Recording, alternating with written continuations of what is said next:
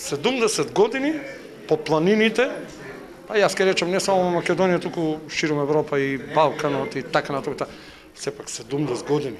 Шкотомели, Сечанец. Па тоа цел живот е. Па скоро цел живот. Уште раното детство, одма по завршувањето на Втората светска војна, под влијание на битолските планинари со кои што контактирав уште претходно, јас прв пат се качив на Пелистер 46 година и од тогаш не престанав да се качувам по планините, еве и ден денеска, и не мислам и да престанам додека ќе можам да се движам.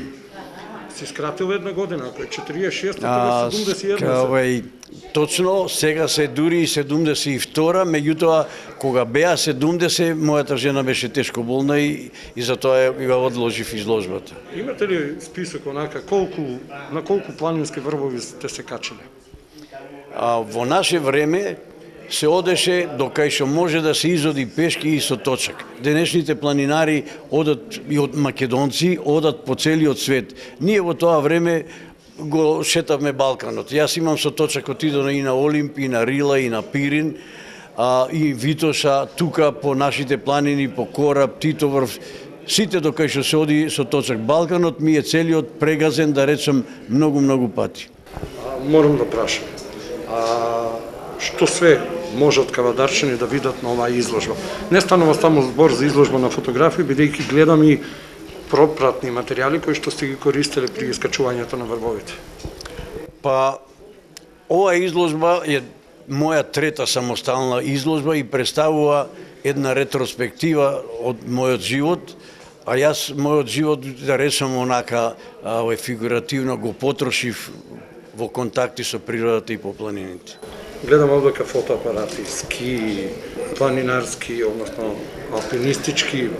Па, тоа е потребно и присутно во планините каде што се оди без тие соодветни, да речам, справи или да речам прибори, не може да се престои во планина.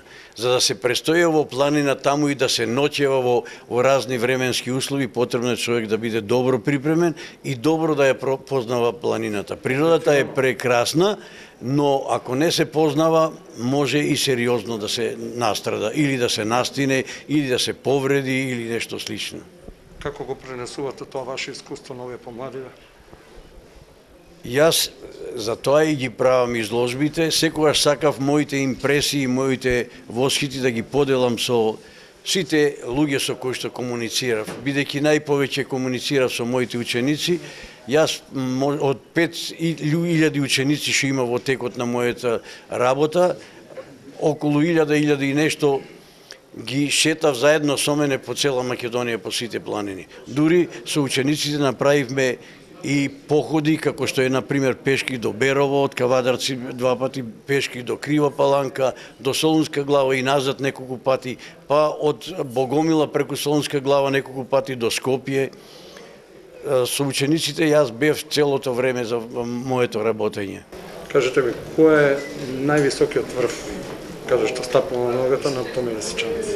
Реков дека јас го газев Балканот, Рила планина е највисока на Балканот и ја освоивме, со точак бевме од Битола до Рила и Пирин во 59 година. Има тука и фотографии од тоа време. Јас само да ви посекам да ве држи здравието, тоа е најбитно и се разбира дека ако ве држи здравието, нормално дека можеме да очекуваме веќе следна изложба во скорешен период. Јас тоа секогаш го зборувам, и ондека ставив една парола на која што пишува здравието не е се, ама без здравието се во животот е ништо. Би сакал да кажам и нешто за Томе, односно да му се заблагодарам за сите часови што сме ги поминале и денови во планинарството. Секогаш со него ми било убаво, секогаш нешто ново ке слушнев. Му благодарам и за овој убав настан. Знам колку труд и љубов се вложува за да се организира една ваква изложба, но и тоа не е само доволно, туку е потребно и чувство да се опфатат сите тие моменти, сите тие убавини, сите тие предели на кои што сме биле, престојувале, и благодарение на неговото чувство за убавините, за природата, односот кон природата, присутни сме на оваа изложба. Се надевам дека и понатака ќе биде активен, дека ќе присуствуваме и на многу други негови вакви убави настои.